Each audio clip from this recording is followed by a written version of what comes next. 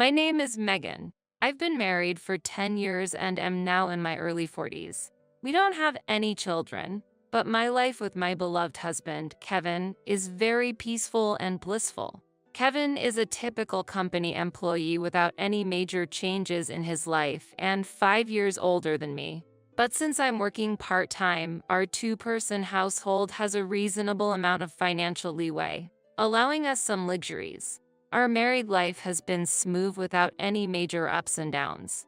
However, a minor incident started causing ripples in our tranquil daily life. This incident involved the news of my beloved father's death and inheriting his apartment. When we got married, my father started living alone in a new, modern two-bedroom apartment he had purchased. On the other hand, Kevin and I lived in my childhood home, a four-bedroom apartment filled with memories. This childhood home was transferred to me from my father when I got married. Before that, my father, mother, and I used to live there. When I got married, my father gave it to me with his blessings for our happiness. He suggested, "Why not start your new life in this home?" I was elated by his offer. Later on, when my father passed away, I inherited the new two-bedroom apartment he was living in. I was very fond of that apartment, so I decided to rent it out immediately. However, one day, during a conversation with my in-laws, an unexpected suggestion came up. Sarah and her children are living in a small place. How about they move to Megan's four-bedroom apartment? Sarah is Kevin's younger sister who was divorced and raising 3 kids. They were living in a two-bedroom apartment, which might be a bit tight for them. But to be honest, my relationship with Sarah has not been great. Every time we met, she would make slightly sarcastic remarks about us not having children yet. Kevin and I decided to get married when we were just under 30. Since then, Sarah started to make pointed remarks. After crossing 30, her comments became even more hurtful. Remarks like, "You're already past 30 and you still have no kids?" Or "Aren't you seen as less of a woman without children?" were thrown in jest. But what shocked me the most was an incident after my beloved father passed away. Sarah said, "It's a pity you couldn't show your father the face of his grandchild." It was a moment that left me cold. Sarah is actually 3 years older than me. Instead of a younger sister-in-law, she's more like an older one. We've always tried to treat her as family and interacted with her amicably. But after such remarks, I naturally built a wall in my heart against her. I'm an only child, and my only family was my father. Amidst the grief of losing him, Sarah's words were truly shocking. Time had passed since my father's death, and I hadn't seen Sarah for a while. But out of the blue, my mother-in-law made a surprising proposal. Sarah says she'll pay $500 in rent each month. Looking at my mother-in-law's smug face, I was so shocked that I couldn't say anything. The apartment we lived in was a bit old, but we had taken good care of it, so it was still in a usable condition. There was a big shopping mall nearby, and we could easily take trains and buses. So, if we were to rent out this apartment, I thought it wouldn't go for less than $2,000 a month. But $500? I was truly surprised. Do they even understand the going rate for this area? It's unthinkable for this spacious four-bedroom apartment's monthly rent to be just $500. Maybe they had assumed that I had agreed because I didn't say anything? My mother-in-law seemed very enthusiastic about the idea. "You guys already have another apartment, right? You can just live there. Even if you don't renew the lease, later on, Sarah and the others will move there, so it's fine." How long is the contract term? Kevin was also very excited, saying, "That's really a great idea. The place where your father lived is new and lovely, and it's perfect for just the two of us." At this rate, I felt like the conversation was progressing without considering our opinions, and I started to panic. I couldn't help but blurt out, "Isn't there an option for all of us to live together in this apartment?" My in-laws' house was big and they were the only ones living there. Rooms for Kevin and Sarah are also available, so I thought it would be no problem if they moved in.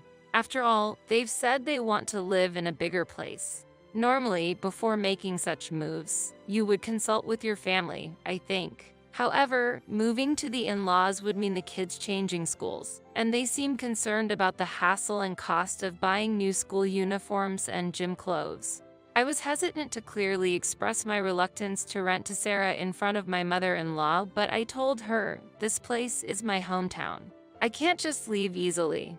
I left their house that day, but my mother-in-law said, "You don't have to decide right away," which made me feel she hasn't given up. When I returned home, I asked Kevin, "This apartment is precious to us? Why are you deciding so easily to leave?" He looked surprised and responded, "Well, it's not a single-family home." I was a bit shocked by his reply. Perhaps because he grew up in a single-family home, an apartment doesn't feel like a real home to him. But I wish he could at least apologize for not understanding my feelings. Upset, I raised my voice. "It's my home, my apartment. Why are you deciding things without consulting me?" Kevin looked upset. "We've been married for 10 years. Why do you say my apartment? It's our apartment." His voice contained a hint of anger. I wished he could understand how I feel about this apartment as my cherished home. If he had hesitated to rent the apartment to his sister, I might not have felt hurt by his words "our place." But at that moment, I felt hurt. We tried to calmly discuss it many times after that, but it wasn't easy. Kevin seemed not to understand my feelings at all, and I got words like money-minded, stubborn, and selfish thrown at me. As time passed and the seasons changed, the wall between us remained unchanged. During that time, I kept receiving messages from my mother-in-law asking if the discussions about living together were progressing. The pressure from my mother-in-law and Kevin, who wouldn't understand my perspective, slowly wore me down. I felt I was reaching my breaking point. One day, I was shocked to receive an email from Sarah. It says, "Why are you two, without kids, hesitating to move out of such a small space? You don't need that big of a place. Just leave." I hadn't heard from Sarah since our discussions about the apartment, and yet here she was, out of the blue, telling me to leave. I never imagined I'd receive such a direct email. Reading that message, I reflected on how much I had endured and felt deep self-loathing. The idea of divorce crossed my mind several times. I tried to calm myself each time, but I felt like I was at my limit. I decided to go to the local government office to initiate divorce proceedings. I also decided to reach out to a specific place for the next steps. A few days later, with a renewed mindset, I visited the court. Upon checking, it turned out that both the apartment I lived in and the one I was renting out were all under my name. It was my apartment. Confirming this fact, I decided to confront my relationship with my husband and thought about what I should do next. I wanted to thoroughly discuss everything with him. I've told you many times, this is my house. I just can't stand the idea of renting this apartment to Sarah. I don't want to rent my home to someone who belittles and looks down on me. Please persuade your mother and Sarah, I said. Kevin's face darkened, looking like he was thinking this topic again. I had told Kevin about all the harassment I received from Sarah and how much I disliked her. I wanted him to understand my feelings, but the outcome was different. Kevin sided with Sarah, saying, "Sarah is right." In hindsight, I could have gotten a divorce at that point, saving myself from this anguish. But I couldn't end a relationship that had lasted for 10 years so easily. If Kevin rejected my proposal, I was prepared to divorce. Deep down, I felt that way. Maybe you're just being overly sensitive about Sarah? Perhaps you feel she's being condescending, but maybe you're exaggerating things. I really don't understand why you feel this way, Kevin said, making light of my feelings without knowing the whole story. His words stung. Was I the only one feeling like this? If that's the case, will you sign this? I presented him with the divorce papers. A look of shock appeared in Kevin's eyes, but he immediately said, "Do you really feel that way? You want to end our relationship over such a trivial matter?" I'm serious. I care about Sarah too, and I always wanted to be with you. But recently, our relationship feels different. I don't feel the love anymore, so I'm leaving, I said while looking into his eyes. My heart ached at Kevin's attitude. His casual smile hinted that he didn't grasp the gravity of my feelings, and I felt a tear threatening to spill. I wished he would leave sooner rather than later. Maybe Sarah and your mother don't necessarily want to get along with you. Have you ever considered that because you always think about yourself? That's why our relationship is like this, Kevin said in a slightly softer tone. This is how we always were, misunderstanding each other even while trying to care for one another. Look, I think it might be impossible to fix our relationship, no matter how much we talk. I feel there's still a distance between our hearts. I can't even imagine a future with you anymore. If you won't respond to my feelings, then we'll have to take legal action, I explained slowly. Kevin, with a mix of surprise and sadness on his face, quivered. Do you really feel that way? Afterwards, he left the house without a word. He probably didn't want to talk anymore and just wanted to escape the situation. He hadn't signed the divorce papers, and he left his belongings behind. A few days later, Kevin returned. His eyes looked sad and somewhat wary. What should we do from here? He gently asked. He might think I'd forgive him if he humbled himself, but everything is already settled. There's nothing left to discuss. If you agree to the divorce, sign these documents. If you can't, then we'll have to seek legal action. And also, I'm letting go of this house, I said. Actually, I had been considering selling the house for some time. The day I went to get the documents, I had consulted with Mr. Thomas, an old friend of my father's. I've known him since I was a child. He was by my father's side until his last day. Mr. Thomas, who attended my father's funeral, gave me his business card and asked to be contacted if any problems arose. The card listed his law firm's details. With Mr. Thomas' introduction, I was fortunate to get assistance from a judicial scrivener regarding the inheritance my father left behind. When I told Mr. Thomas about my situation, he gave sincere advice.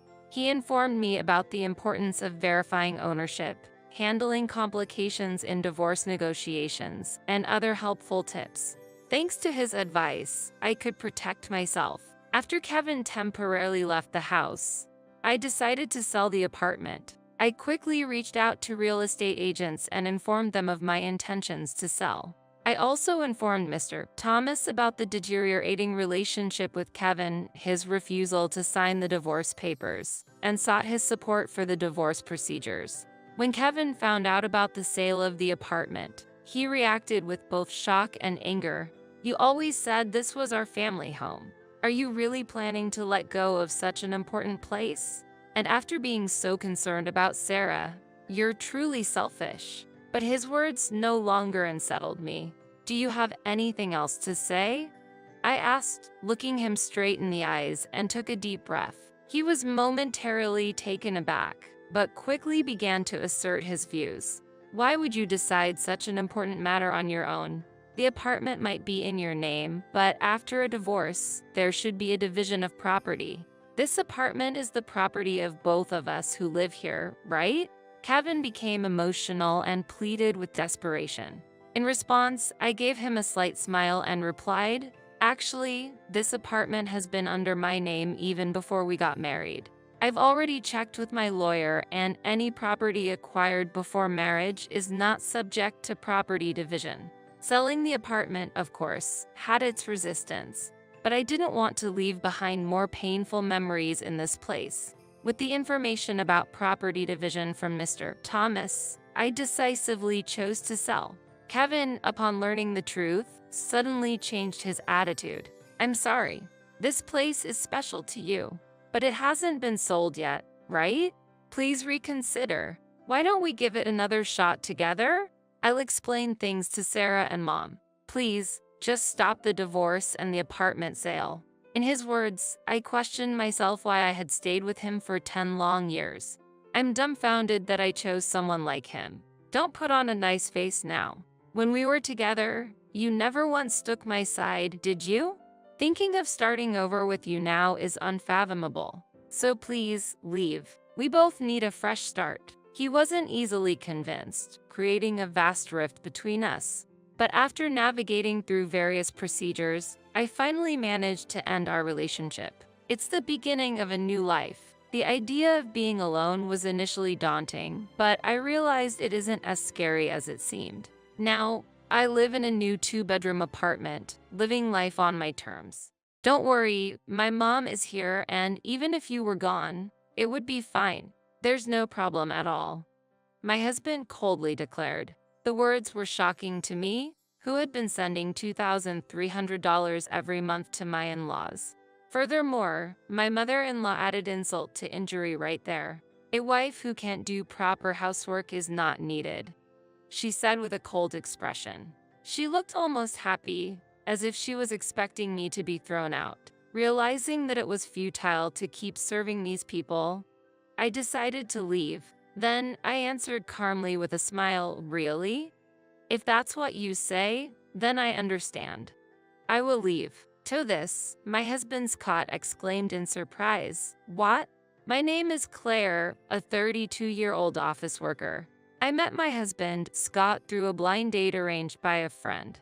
He was bright and sociable, and we quickly got along, got married, and now it's our 5th year of marriage. We don't have any children yet.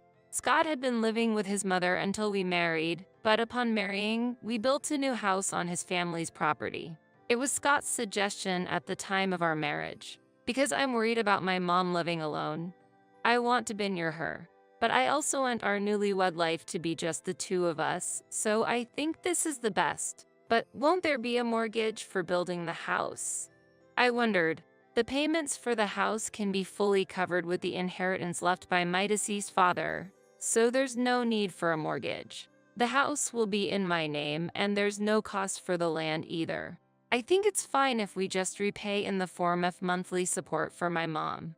What do you think? Is that okay? Aren't you worried about your mother's livelihood? We'll be supporting her, and she has her part-time job income and her pension, so it's fine. Okay, that's reassuring. Furthermore, when Claire works late, she might help with the housework. That will be a help to you, right?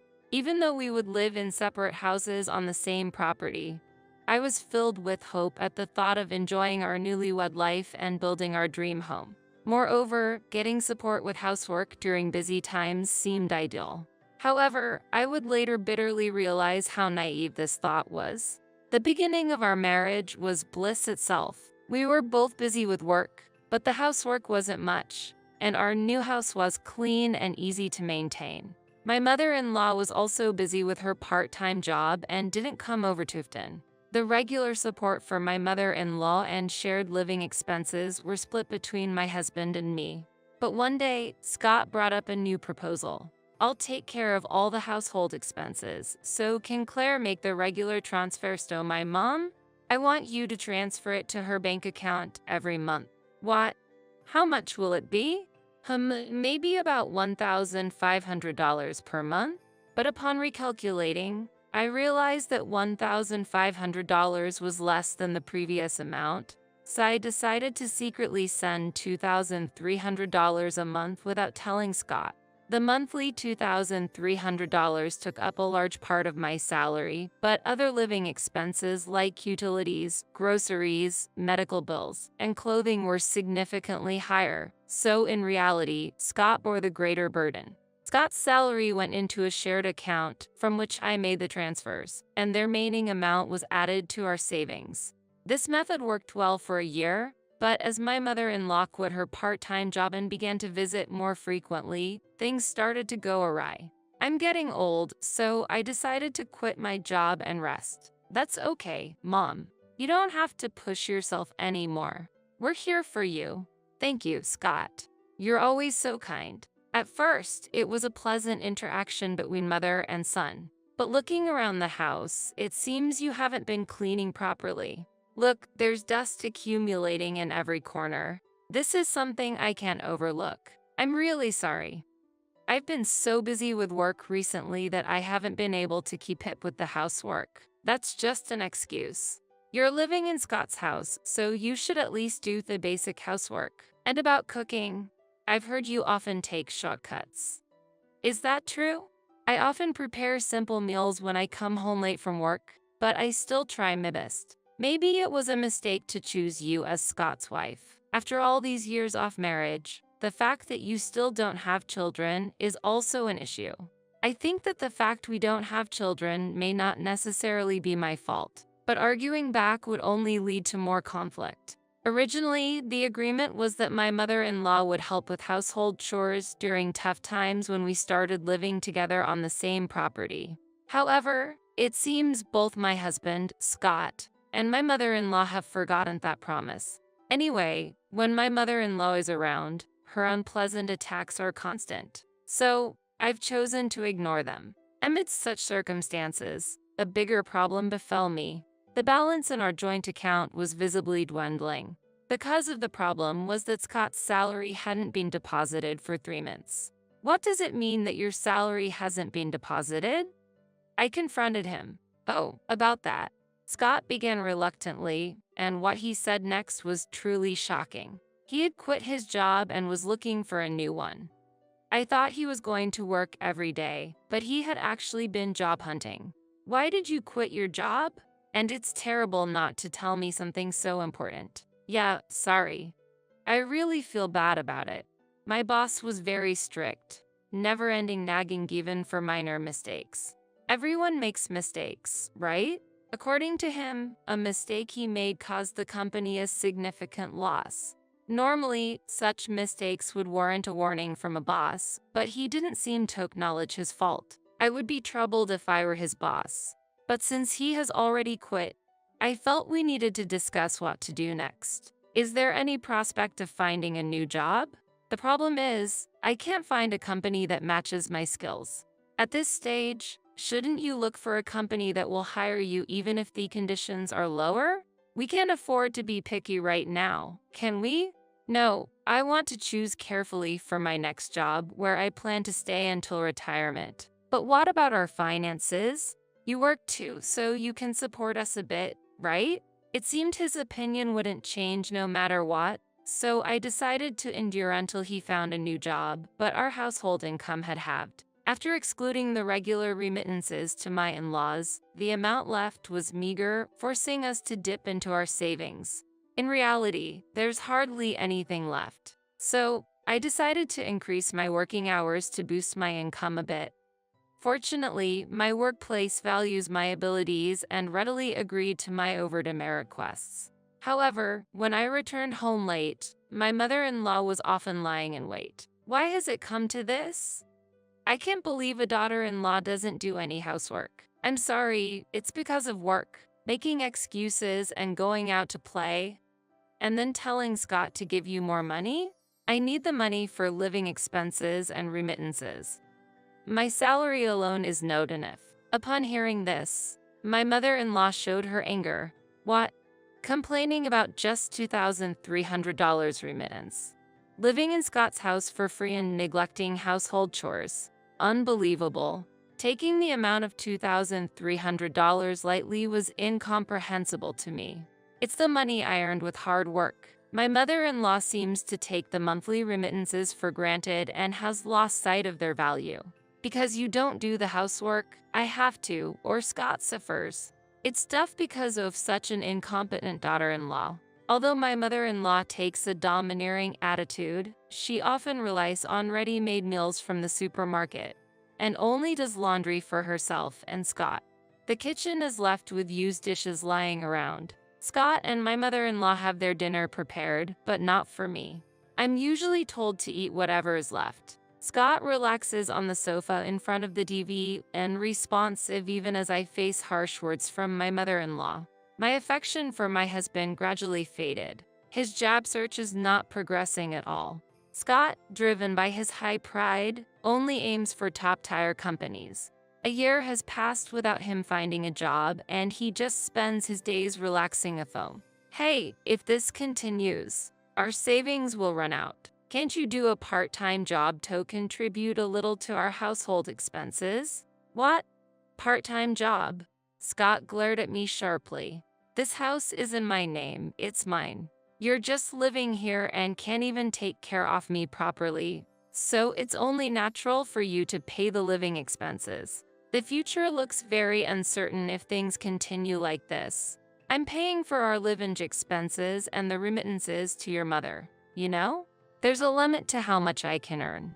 Remittances, it's just $2,300, right? Stop nagging.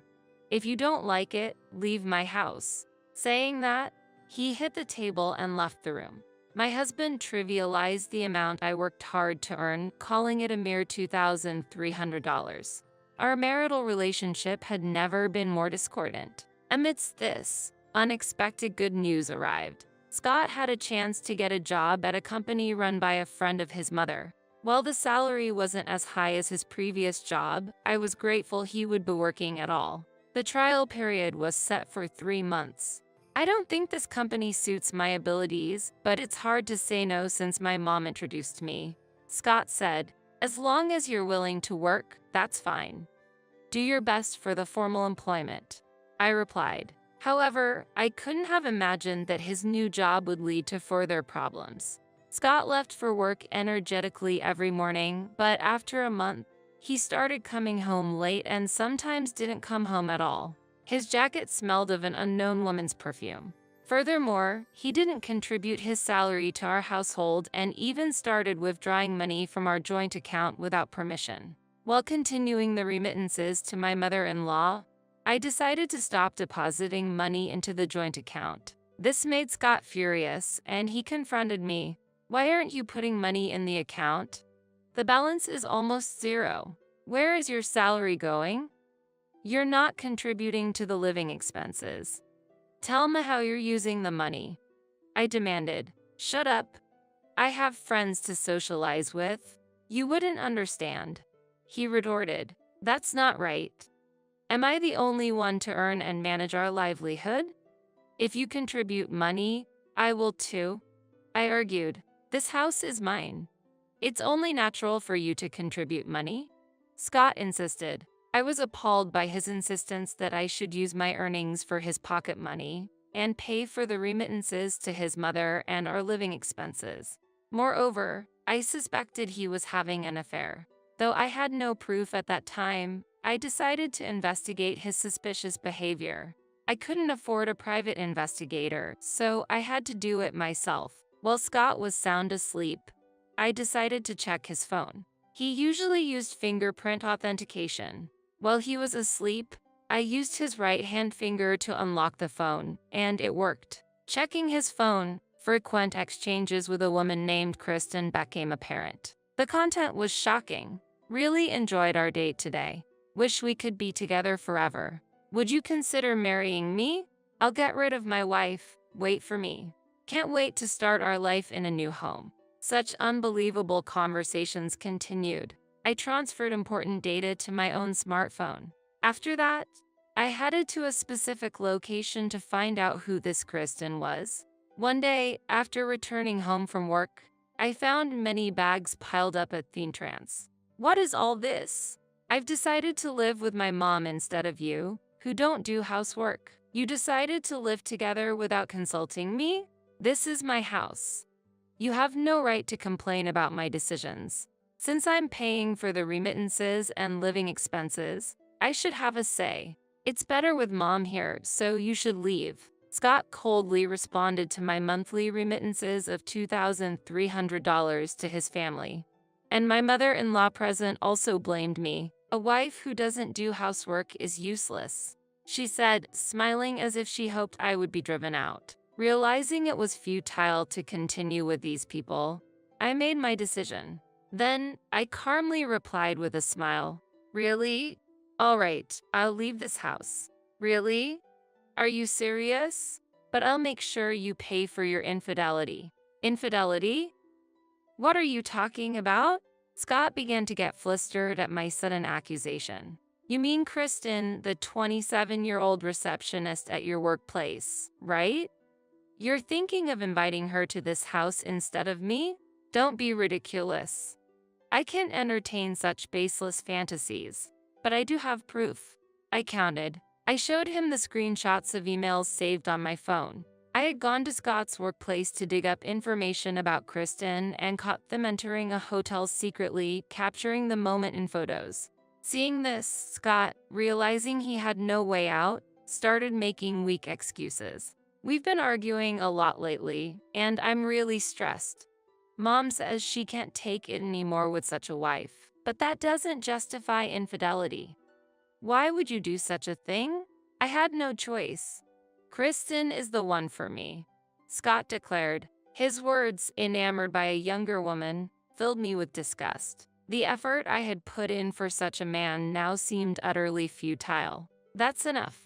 In return, you'll pay the compensation for your infidelity. And I'll claim it from Kristen too. I don't have money. You know that, Scott said. Then work with Kristen to build a proper life. Your mom will help with the housework, right? Then there should be no problem, I retorted. My mother-in-law, unaware of Kristen's existence, was visibly shocked by this revelation. But she quickly regained her composure and sharply told me, a young and attractive woman like Kristen is more suitable for our family than a terrible wife like you. Leave Scott's house immediately. To her words, I calmly responded, then first, please sign this, and took out a divorce paper I had prepared from my bag, urging Scott to sign. Scott, confused, asked, when did you prepare this document? The day you told me to leave the house. I got it right after you said that, I quietly answered. Scott, surprised but ultimately, signed the document. I also signed the divorce paper on the spot and said, then, I'll submit this to the city office. Regarding my belongings, I'll arrange for a moving company to transfer them as soon as I find a new place. I added, I want you out as soon as possible. My mother-in-law yelled at me.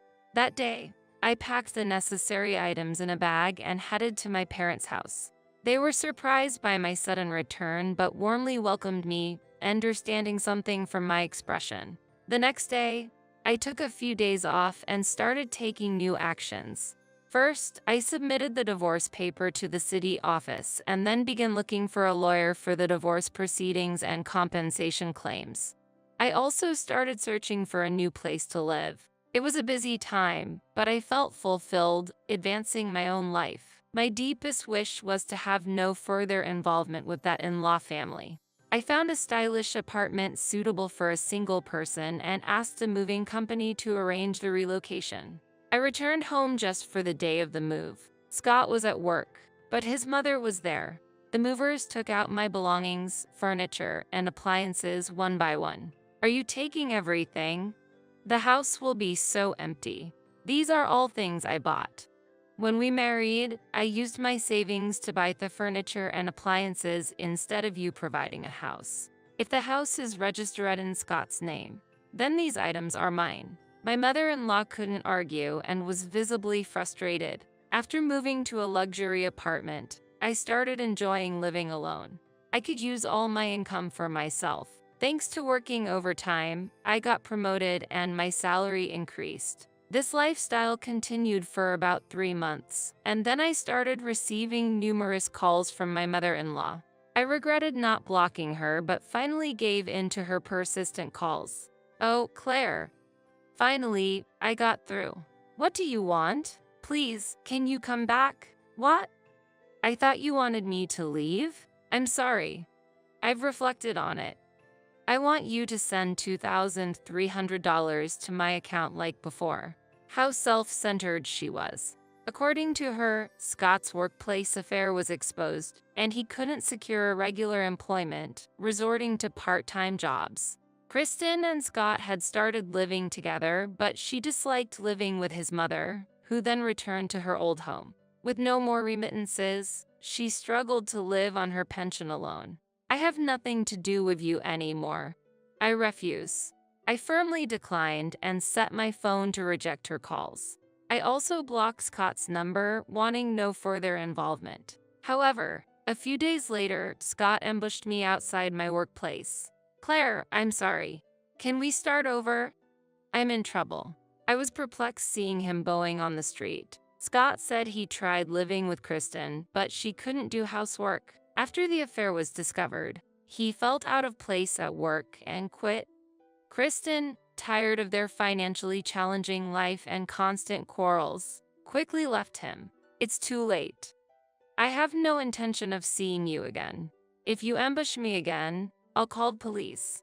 Wait, I ignored his shouting and hurried home. Later, through my lawyer, I received $30,000 in compensation and an additional $15,000 from Kristen.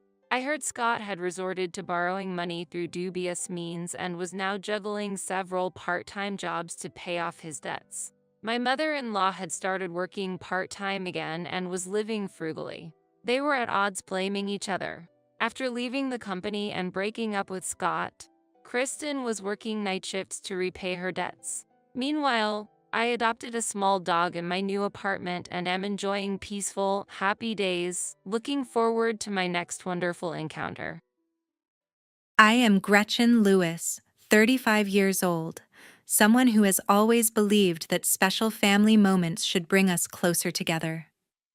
I had looked forward to my parents' 30th wedding anniversary as a rare chance to feel warmth, to reflect, and to cherish one another.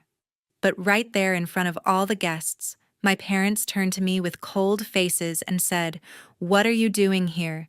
You're not welcome here." Those words fell like a knife, cutting through every hope I had held on to. My own family, on what should have been a day of celebration, chose to cast me out. Behind them stood my sister, the ever-favored child, her eyes glinting with cruel delight. I didn't scream. I didn't cry. I simply smiled and whispered, "Understood." Yet when a familiar figure from the past walked in, the smugness on her face vanished instantly. The room fell silent, heavy with tension, as if a storm was about to break. And that was only the beginning. Do you believe that the ones we love most are also the ones who can hurt us the deepest? Leave a comment and share your thoughts. I want to hear your perspective. The older I got, the more I realized without me, our family would have fallen apart long ago. Leaky roof, I called the contractor. Mom's car broke down, I paid for the repairs. Dad's medical expenses. My paycheck took the hit. As a software engineer making six figures, I could afford it. But it wasn't just about money. It became an expectation. My parents treated me like their personal ATM, and I let them, thinking that was what family meant. Meanwhile, my sister got a free pass. She was an influencer, all filters and glitter on Instagram, but her bank account was as empty as her promises. My parents adored her anyway, her charm, her photos, her so-called brand. They bragged about her to the neighbors while I was the one wiring money to keep the lights on. It started small. At 25, I paid off Dad's credit card debt $10,000 because he swore it was a one-time thing. It wasn't. By 30, I was covering Mom's hospital copays, their late mortgage payments, even my sister's phone bill when she forgot to pay it. At first, I didn't mind. I thought I was helping. But every time I handed over money, my sister would roll her eyes like I was showing off. She'd post about her Malibu photo shoots while I was stuck debugging code to fund her lifestyle. My parents never noticed. They'd say she's building her career, as if my job was just a side hustle. Last year, Mom called me about their 30th wedding anniversary. "We want something special," she said, her voice brimming with excitement. "A big party like the ones in magazines." I agreed. I thought it would be a chance to bring us together, maybe even earn a thank you for once. I was wrong. My sister jumped in, tossing out ideas as if she were planning the Oscars. A live band, imported flowers, a coastal resort in Santa Barbara. She had a vision, but not a dime to pay for it. "You've got this, right?" she said without looking up from her phone. I nodded, already, calculating the hit to my savings. I booked the resort, a stunning venue with ocean views, famous for hosting high-end events. The deposit alone was $5,000, all on my credit card. I coordinated with the manager, arranged catering for 100 guests, and secured a string quartet for the cocktail hour. My sister kept adding to the list: a custom cake, a photo booth, even a floral arch that cost more than my monthly rent. Each time she'd say, "It's for Mom and Dad," and I bit my tongue. My parents backed her up. "Let her shine," Dad said, as if I were just the logistics grunt. Mom chimed in. "She has such a creative mind. Creative maybe, but I was the one signing the contracts. Soon I started noticing things. My sister dodged my calls whenever I asked about her contribution. She'd text back vague promises I'll chip in later, but later never came. My parents didn't care. They'd gush about her latest sponsored skincare post while I sat on hold with the florist negotiating delivery fees. It stung, but I pushed through. I wanted the party to be perfect, not for me, but for them. I told myself they would finally see me, not just my wallet. By the time the plans were finalized, I'd poured $20,000 into the event. My sister hadn't paid a cent, and my parents hadn't offered. I was used to it. Their gratitude always went to her, never to me. But something felt different this time. There was a tension I couldn't place, like they were hiding something. I brushed it off, focusing on the details, table settings, guest lists, sound checks. I kept telling myself it would all be worth it when I saw them smile at the party. That was my mistake. I didn't know that the very party I had sacrificed everything for would become the stage for their betrayal. Looking back, I should have seen it coming. My sister's carefree attitude, my parents' blind favoritism, it was all right there, plain as day. But I was too busy playing the good daughter, the reliable one, to notice the cracks. That changed the moment I received a message that turned everything upside down. With the party just weeks away, I dove into the details to ensure everything was perfect.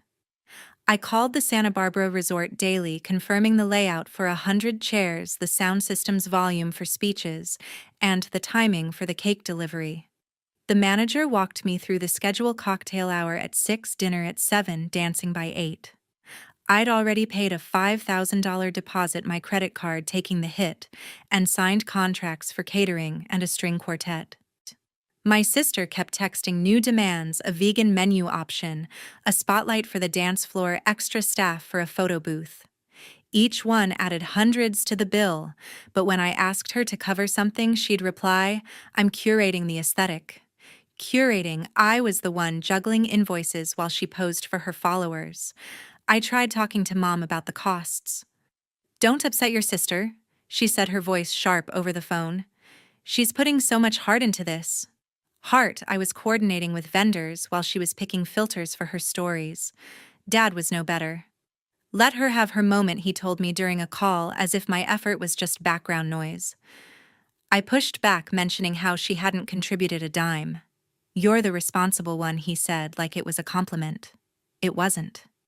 Their words felt like a script they'd rehearsed for years, always shielding her, always expecting me to carry the load. I swallowed my frustration and kept working, checking the resort's table linens and confirming the bartender's license. Then I noticed her evasiveness.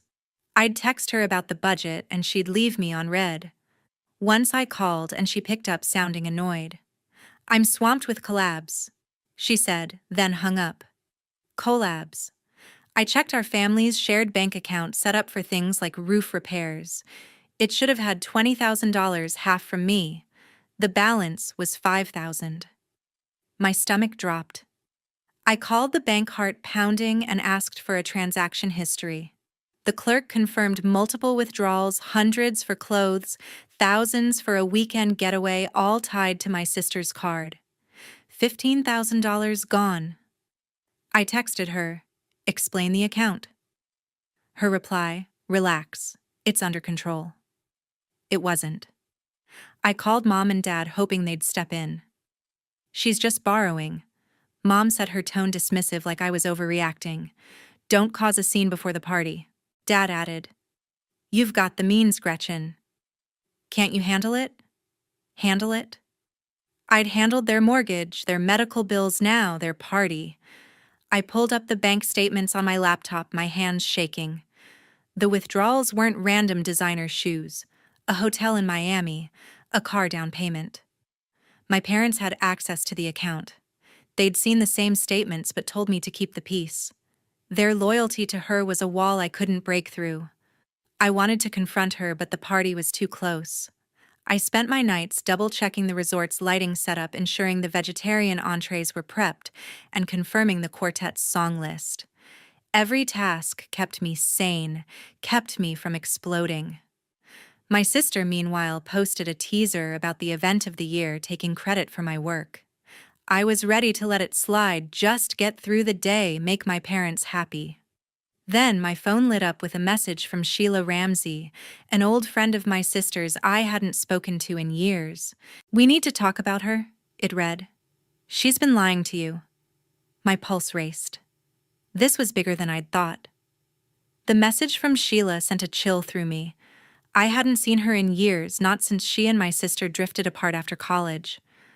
I replied, suggesting we meet at a small cafe in Santa Barbara, a quiet spot away from prying eyes. A week before the party, I sat across from Sheila at a corner table, the smell of coffee doing little to calm my nerves. She looked hesitant, her fingers tapping the edge of her mug. I didn't want to get involved. She started, her voice low, but she's gone too far.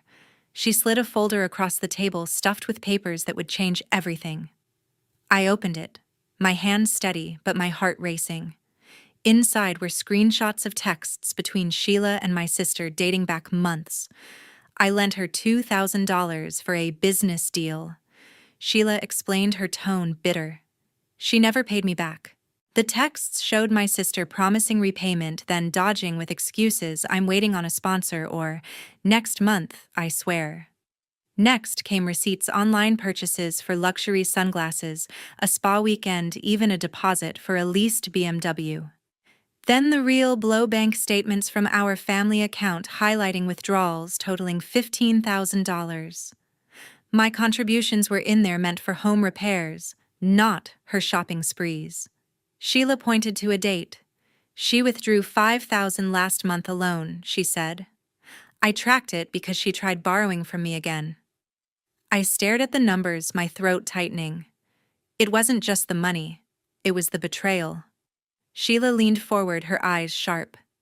"She's been doing this for years," she said. "Lying, borrowing, spending. I thought you should know before the party." I nodded, unable to speak. The evidence was undeniable, but I needed to be sure. I thanked Sheila, tucked the folder under my arm, and drove straight to my bank. The clerk confirmed it all. Multiple unauthorized withdrawals, all linked to my sister's card, some as recent as 2 weeks ago. I asked about my parents' access to the account. "They get alerts for every transaction," the clerk said. My stomach twisted. They'd known all along. That evening, I called Mom and Dad, hoping for some shred of accountability. I laid it out, the missing $15,000, the receipts, the texts. "She's been reckless," I said, keeping my voice calm. Mom's response was instant. "Don't stir up trouble," she snapped. "She's under pressure with her career." Pressure? I was the one funding their anniversary while she blew our savings on a car. Dad jumped in, his tone softer but no less infuriating. "Just let it go, Gretchen," he said. "We'll sort it out after the party." Sort it out. They'd seen the alerts, known about the withdrawals, and done nothing. They were protecting her again, like always. I pressed harder, asking why they hadn't stopped her. "Family comes first," Mom said, as if I wasn't family too. I hung up my hands, shaking with anger. I sat in my apartment, the folder open on my coffee table, staring at the evidence. My sister's lies, my parents' complicity. It was all there in black and white. I thought about confronting her right then, dragging the truth into the open, but the party was too close. I'd spent months planning, poured my savings into it. Canceling wasn't an option, not yet, but letting her walk away unscathed wasn't either. I closed the folder, my mind racing. Sheila's words echoed, "She's gone too far." She had, and my parents had let her. I wasn't going to let this slide. The day of the party arrived, and I was at the Santa Barbara resort by noon, double-checking every detail. I walked through the banquet hall, ensuring the centerpieces were aligned, the microphone levels were set for speeches, and the catering staff had the dessert menu on schedule. Everything was perfect, just as I'd planned. I'd poured my heart and money into this, and for a moment I let myself believe it might finally earn me some respect. Then I saw my parents near the entrance, their faces tight. Before I could say a word, Mom stepped forward, her voice icy. "You're not supposed to be here," she said. Your sister told us you've been causing trouble. Trouble I'd paid for every detail of this night. I glanced at my sister standing behind them. Her arms crossed, a smug look on her face. She says you're stirring up drama, Dad added, his tone clipped. You're not welcome. The words hit like a punch. My own parents at the party I'd funded were kicking me out. Guests nearby turned, their conversations faltering. I kept my composure, my voice steady. Is that what you think? I asked, locking eyes with my sister. Her smirk flickered, but she doubled down. You've been spreading lies about me, she said loud enough for the crowd to hear. You're jealous of my success. Lies I'd spent the last week with Sheila's folder burning a hole in my conscience. I wasn't going to let her rewrite the narrative. I turned to the entrance and nodded. Sheila walked in, her expression calm but unyielding. The room went quiet. My sister's face drained of color. What's she doing here? She stammered, her voice cracking. Sheila stepped forward, holding the same folder I'd seen at the cafe. Tell them, she said, her tone sharp. Tell them how you took $15,000 from the family account. Gasps rippled through the crowd. My sister's eyes darted to our parents, then back to Sheila. That's not true, she snapped, but her hands were shaking. You're making this up. Sheila didn't flinch. She opened the folder, pulling out a bank statement and holding it up. These are your withdrawals, she said. Clothes, trips, a car deposit. Want me to read the dates? The guests leaned in, whispering, their eyes darting between us. My parents tried to intervene. This isn't the place, Mom hissed, grabbing my arm. I pulled away. No, I said, my voice louder now. You knew about this and told me to let it go. Dad's face reddened. Keep your voice down, he muttered, glancing at the crowd. But it was too late. The whispers grew louder. Phones were out recording the chaos. My sister tried to salvage it, stepping toward Sheila. You're just bitter, she spat. You've always been jealous. Sheila didn't budge. I lent you money, you never repaid, she said. And I'm not the only one you've lied to. The tension was electric, every guest hanging on their words. I stood back, watching my sister unravel. She'd built her life on appearances, and now it was crumbling in front of everyone. I didn't need to say more. Sheila's evidence and her own panic were enough. The air in the banquet hall was still buzzing from the confrontation. I stepped away from the crowd, my heart pounding but my resolve firm. I found Emily, the resort manager, near the catering station, her clipboard in hand. I need to talk to you, I said, my voice steady despite the chaos behind me. Emily raised an eyebrow but nodded, leading me to a quiet office. I didn't waste time. I'm withdrawing my credit card from the event, I told her. Cancel all payments. Her eyes widened. That's a $5,000 deposit, she said, checking her records. And the remaining balance, another $15,000, is due today. I nodded. I'm done covering it. Emily hesitated, then picked up her phone to call the vendors. I stood there watching her dial, knowing there was no turning back. Within minutes, the catering team got the call. They started packing up, pulling trays of appetizers from the tables. The string quartet stopped tuning their instruments, their manager shaking his head as he spoke to Emily. No payment, no performance. He said loud enough for guests to hear. Whispers turned to murmurs as people noticed the staff dismantling the dessert station. The party, my parents' perfect anniversary, was unraveling. I felt a pang of guilt, but it was drowned out by the weight of everything I'd carried for years. This wasn't just about money, it was about respect. My parents stormed over, their faces a mix of shock and fury. What are you doing? Mom demanded, her voice sharp enough to cut through the growing chaos. You're ruining our day. Dad grabbed my arm, his grip tight.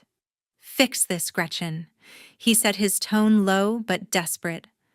I pulled away, meeting their eyes. I've been fixing things my whole life. I said, my words calm but firm. I paid for this party and you kicked me out because of her lies. My sister pushed through the crowd, her makeup smudged, her voice shrill. You're so selfish, she shouted. This is about Mom and Dad, not your grudges. The guests fell silent, their eyes darting between us.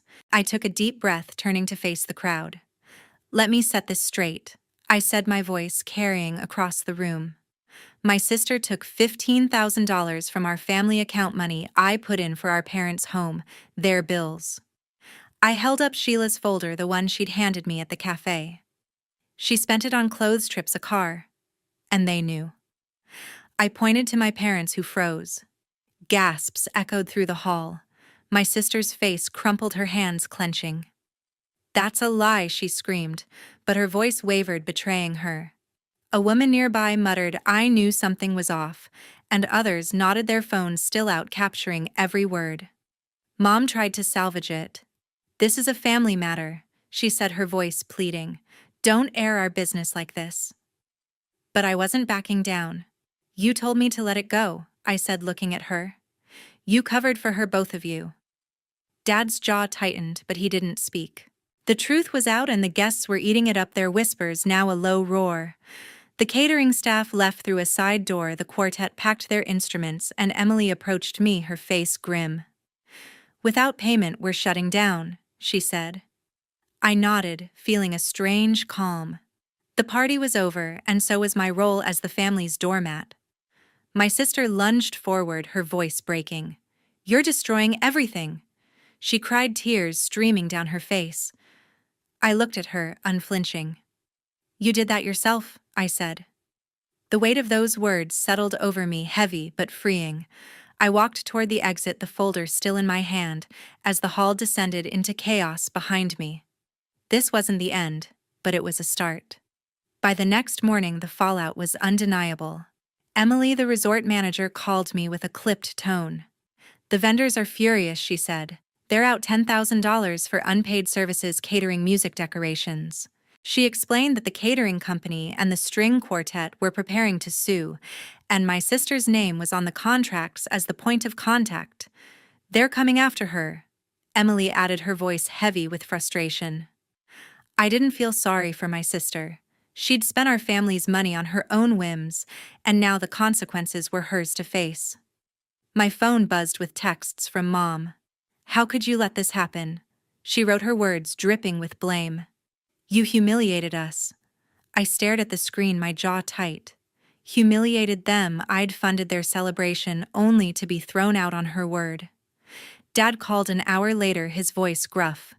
"You need to fix this, Gretchen," he said. "Apologize to your sister and pay the vendors." I laughed, a bitter sound. "I'm done cleaning up her messes," I said, and hung up. They'd spent years shielding her, ignoring her lies, and now they wanted me to take the fall. I wasn't playing that game anymore. By evening, the story was everywhere. Guests had posted videos of the confrontation on social media, tagging my sister's influencer account. Clips showed her shouting, denying everything, while Sheila held up the bank statement. The comments were brutal. "She stole from her own family, and what kind of sister does that?" Her follower count dropped by thousands overnight. Brands unfollowed her, and her latest sponsored post, a skincare ad, was flooded with accusations. She tried to post a vague apology, claiming a misunderstanding, but it only fueled the fire. People dug deeper, reposting screenshots of her lavish trips and designer purchases, linking them to the stolen money. Her reputation as an influencer was in tatters. My parents weren't spared either. A local gossip page on social media picked up the story, and soon posts were circulating about their role. They knew she was stealing and did nothing. One comment read, shared hundreds of times. Neighbors who'd attended the party chimed in, calling them out for favoring one daughter while shunning the other. At a coffee shop the next day, I overheard two women discussing it. "Those parents should be ashamed," one said, shaking her head. I kept my head down, but inside I felt a grim satisfaction. They'd chosen to protect her, and now the community was holding them accountable. My sister called me that night, her voice trembling. "You've ruined my life," she said, tears choking her words. "The vendors are threatening to sue me." I stayed calm. My response measured. "You took the money," I said. "You signed the contracts." She sobbed, begging me to cover the $10,000 to make it go away. I refused. Figure it out, I told her, and ended the call. Later, Mom sent another text accusing me of tearing the family apart. I didn't respond. I drove back to the resort to collect my belongings, the place now eerily quiet. Emily handed me a refund check for part of my deposit, her expression sympathetic. "I'm sorry it came to this," she said. I nodded, tucking the check into my bag, and walked out. The weight of their blame lingered, but I felt lighter than I had in years. I'd carried their expectations for too long, and now I was done. The truth was out, and the consequences were theirs to bear. I had my own life to rebuild. Weeks after the party collapsed, I made a choice that changed everything. I sat down with my accountant and severed all financial ties with my family. No more shared accounts, no more covering their bills, no more bailing them out. I closed the family fund I'd contributed to for years, the one my sister had drained for her own gain. It felt like shedding a heavy coat I'd worn too long. For the first time, I put my money into myself, my apartment, my savings, a weekend trip to clear my head. I started therapy, something I'd avoided for years, and began unraveling the guilt I'd carried for being the family's fixer. I wasn't their hero anymore, and that was okay. My sister's life unraveled differently. The catering company and string quartet followed through on their threats, filing lawsuits against her for $10,000 in unpaid services. She tried to dodge the legal notices, but the resort's contracts had her name, not mine. Her lawyer sent me a letter suggesting I share responsibility since I'd initially funded the event.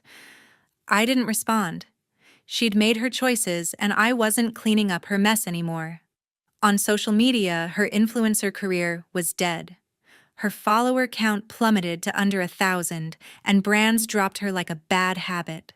Comments on her old posts were ruthless, calling her out for lies and theft. She posted a tearful video claiming she'd been misunderstood, but it only drew more scorn. I didn't watch it. I'd seen enough. My parents faced their own reckoning. The community's judgment didn't let up. Local forums and social media groups kept the story alive with posts dissecting their favoritism. "How do you let one daughter steal and blame the other one?" Viral thread read shared over 1,000 times. Neighbors stopped inviting them to gatherings, and their church group grew distant. Mom called me one evening, her voice trembling. "We're the talk of the town," she said, as if I could fix it. "You need to make this right." I stayed calm, my words steady. "You chose her over me," I said. "Live with it." Dad sent a text later asking me to reconsider for the sake of family. I left it on read. Their silence during her theft had cost them my trust. I moved forward, finding peace in small things. I took up hiking, spending weekends on trails outside Santa Barbara, the ocean breeze clearing my thoughts. I reconnected with old friends, ones who didn't expect me to solve their problems. Sheila reached out, checking in over coffee. "You did the right thing," she told me, her voice warm. I nodded, grateful for her honesty that started it all. At work, I threw myself into projects, earning a promotion I'd put off, chasing to deal with family drama. My life felt lighter, like I'd reclaimed space I didn't know I'd lost. The lesson hit me slowly but clearly: boundaries weren't selfish, they were survival. I'd spent years trying to hold my family together, thinking it made me strong. But strength wasn't carrying everyone else's weight. It was knowing when to let go. Cutting them off hurt, but it freed me. I didn't need their approval to be whole. My sister's lawsuits, my parents' disgrace, they were consequences of their own making. I'd given enough. Now I was building a life for me, one step at a time, and the peace I found was worth every sacrifice.